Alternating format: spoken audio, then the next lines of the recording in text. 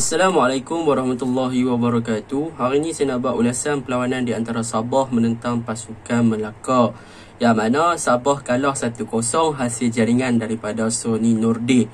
Untuk perlawanan ni boleh dikatakan Sabah dan juga Melaka melakukan begitu banyak percubaan dan mereka berjaya untuk menguasai perlawanan lah. Hampir separuh perlawanan mereka berjaya kuasai. Manakala untuk Sabah 15 minit yang terakhir barulah kita nampak yang mereka ni ada keinginan untuk melakukan serangan bertubi-tubi ke arah pasukan Melaka United. Okey, tanpa membuang masa kita masuk ke dalam ulasan perlawanan. Okey, untuk ulasan perlawanan kali ini saya akan mulakan dengan pasukan Melaka United. Okey, apa yang saya suka tentang pasukan Melaka United pada perlawanan ini?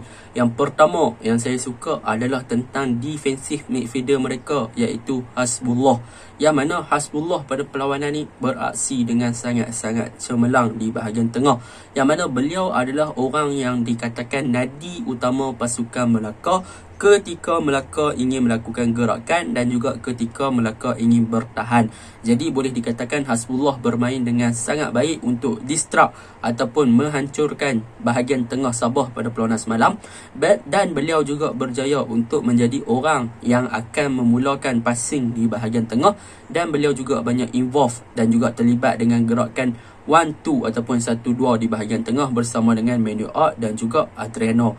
Ini adalah benda yang saya telah cakap banyak kali, yang mana jika Melaka ada seorang DM yang bagus untuk diletakkan di belakang Manuel Art dan juga Adriano, maka Melaka akan jadi satu pasukan yang paling cemerlang di dalam Liga Super ataupun Piala Malaysia kali ini. Itu yang saya cakap daripada saingan Liga Super lagi. Itu yang pertama, apabila Hasbullah mampu untuk mengisi tempat Gary Steven Robert pada perlawanan semalam dengan sangat-sangat baik. Yang mana sebelum ni Gary Steven Robert antara CDM yang terbaik Melaka pernah ada, tetapi akibat daripada kecederaan, maka waktu tengah liga tu mereka gagal untuk mencari pengganti yang baik. Tetapi dalam TM Piala Malaysia ni Hasbullah berjaya menjalankan tugas sebagai CDM ataupun defensive midfielder dengan sangat-sangat cemerlang untuk memberikan kebebasan kepada Adriano dan juga Manuel Art untuk lebih advance ataupun lebih ofensif di bahagian tengah. Itu yang pertama yang saya suka. Yang kedua, apa yang saya suka dan juga boleh puji tentang pasukan Melaka pada perlawanan ni adalah mengenai gandingan Manuel Art dan juga Adriano di bahagian tengah, yang mana boleh dikatakan dua midfield attacking ni untuk pasukan Melaka, mereka beraksi dengan sangat-sangat cemerlang lah. Yang mana boleh dikatakan Adriano dengan skill yang dia ada, Manuel Art dengan skill dan juga ketenangan serta corak permainan yang boleh untuk open dengan sangat bagus. Ini adalah satu keistimewaan untuk pasukan Kedah untuk pasukan Melaka apabila mempunyai dua attacking midfielder yang mempunyai otak menyerang dan juga memang boleh dikatakan berskillful dan mampu untuk melakukan percubaan jarak jauh. Contohnya, jika Manuel Art dan Adriano memulakan gerakan di bahagian tengah, mereka akan membuka pula corak permainan ke bahagian kanan ataupun ke bahagian kiri bagi mencari S. Kumaran ataupun Sony Nordin. Itu yang saya suka. Yang kedua, gandingan midfield pasukan Melaka, yang mana kedua-duanya mempunyai otak attacking minded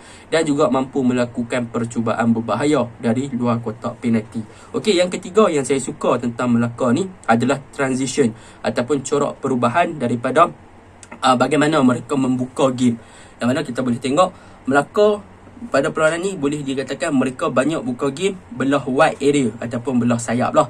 Mereka akan cari di belah kanan S. Kumaran, di belah kiri mereka akan cari orang kata cari Sony Nordin. Yang mana transition ataupun corak permainan mereka untuk buka game ni memang sangat-sangat menarik pada perlawanan ini. Yang mana kita boleh tengok Manuel Art dan juga Adriano adalah dua orang yang akan bertindak untuk membuka game, dan selebihnya mereka akan mengharapkan kepada S. Kumaran dan juga Sony Nordin sama ada untuk masuk ke dalam kotak penalti ataupun untuk melakukan crossing dalam kotak penalti. Itu yang saya sukalah tentang Melaka. Yang kelah yang saya suka tentang Melaka adalah tentang persembahan di bahagian wide area, iaitu sama ada pemain sayap ataupun fullback. Yang mana pada perlawanan ni boleh dikatakan pemain fullback ataupun pemain sayap pasukan Melaka memang sangat-sangat ofensif. Yang mana kita boleh tengok Sony Nordin Bila dapat bola kat dia, bola sentiasa lekat di kaki, yang mana beliau boleh gelecek. Memang sangat menarik. Untuk S. Kumaran pula, beliau mempunyai kepantasan dan juga closing yang menarik. Dan yang paling menarik, beliau juga adalah orang yang sering disupport oleh Faris Shah di bahagian kanan. Jadi bila mana S. Kumaran dapat bola, Faris Shah memang akan automatik naik untuk support S. Kumaran. Jadi kita boleh nampak bahagian kanan memang sangat-sangat efektif. Begitu juga dengan bahagian kiri, yang mana bila Sony Nordin dapat bola, akan ada 2-3 pemain Sabah yang akan main kepung, dan Sony Nordin pula akan disupport oleh Khairul Anwar di bahagian kiri untuk memastikan yang Melaka boleh ubah pula side daripada kiri ke kanan sekiranya mereka tak boleh nak masuk kot kiri. Itu yang saya suka lah tentang pasukan Sabah pada perlawanan ni. Dan yang paling penting adalah penlibatan Giovanni Gomez. Walaupun beliau tak menjaringkan gol, tetapi beliau banyak menarik ataupun attract pemain-pemain pertahanan lawan untuk follow beliau. Jadi benda ni, bila Giovanni Gomez banyak melakukan off-ball movement, dia tarik pemain pertahanan lawan, maka dia memberi ruang kepada bahagian tengah dan juga wide area untuk ada kawasan yang kosong untuk mereka penetrate bahagian pertahanan Sabah. Itu yang saya suka tentang pasukan Melaka pada perlawanan ni. Okey, untuk kelemahan pasukan Melaka, mereka bermain dengan sangat baik lah. Sampai saya nak cari kelemahan tu agak susah lah.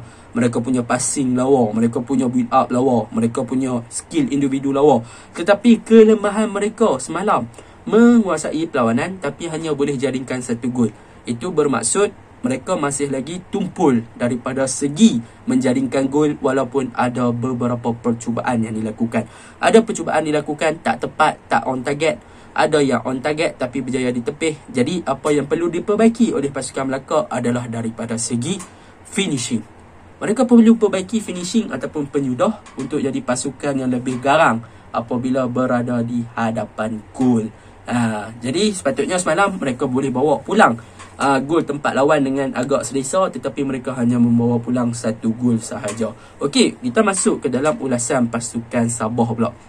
Untuk pasukan Sabah, apa yang menarik tentang perlawanan ni adalah tentang goalkeeper lah. Goalkeeper pasukan Sabah beraksi dengan sangat baik juga, berjaya menyelamatkan beberapa percubaan berbahaya daripada Adriano, daripada Manuel Ott, daripada Sony Nordin, daripada Giovanni Gomez. Beliau banyak juga menyelamatkan. Dan yang kedua adalah tentang pertahanan pasukan Sabah, yang mana pasukan Sabah punya pertahanan semalam, mereka juga sangat berdisiplin, sangat kompak. Walaupun boleh dikatakan Melaka banyak kali cuba masuk, dan tetapi mereka still lagi boleh bertahan dengan sangat baik. Dan mereka boleh dikatakan boleh improve lagi untuk next game, iaitu mereka perlu lebih compact, mereka perlu tutup ruang kosong supaya Melaka tak boleh melakukan shooting ataupun tembakan ke arah gawang mereka lah. Sekiranya tidak, memang berbahaya lah kan. Sangat-sangat berbahaya kalau mereka memberi space ataupun ruang kepada pemain-pemain Melaka untuk melakukan shoot jarak jauh ataupun masuk dalam kotak penalti. Tetapi secara overallnya pertahanan Sabah semalam memang agak-agak bagus juga. Untuk kelemahan Sabah yang pertama adalah bagaimana bahagian tengah tak boleh nak link up dengan bahagian serangan, iaitu mereka tak boleh nak berhubung ataupun connect untuk menyambung dengan bahagian serangan. Apabila bahagian tengah mereka berjaya kawal tengah, Azizan Nordin bermain dengan baik, Amri Yahya bermain dengan baik, Umareng bermain dengan baik. Tetapi apa yang menjadi masalah adalah bagaimana Azizan, Umareng, Amri Yahya mereka nak connect ataupun nak sambung dengan Haris Naim di bahagian hadapan. Itu yang menjadi masalah, yang mana mereka tak boleh nak supply, mereka tak boleh nak cari Haris Naim yang berada di bahagian hadapan.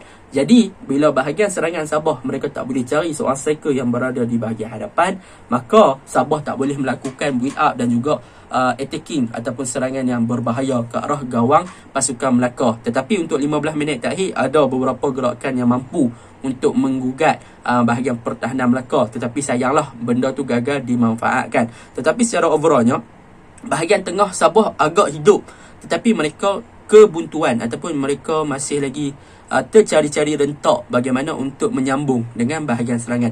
Mungkin mereka perlukan seorang striker yang boleh drop ke bawah untuk buka ataupun create space ataupun buka space ataupun buka ruang bagi Amri ataupun Umareng untuk melakukan overlapping ataupun buat larian di belakang pertahanan untuk terima bola dan sebagainya. Dulu Sabah ada, saya suka dulu Sabah waktu ada Sam Johnson. Sam Johnson antara orang yang berjaya create space kepada Amri Yahya dan juga Sadil untuk lebih efektif ataupun bermain dengan baik di bahagian kanan dan kiri. Kalau penyokong Sabah tengok video ni, saya harap betul tak Sam Johnson antara orang yang boleh create space, boleh cipta ruang kepada Amri dan juga Sadil untuk efektif dan juga ofensif dalam setiap game. Okey, secara overallnya memang kedua-dua pasukan melakar kuasai game, bermain dengan sangat baik, cumanya finishing sahaja kurang pada perlawanan semalam. Okey, Assalamualaikum warahmatullahi wabarakatuh.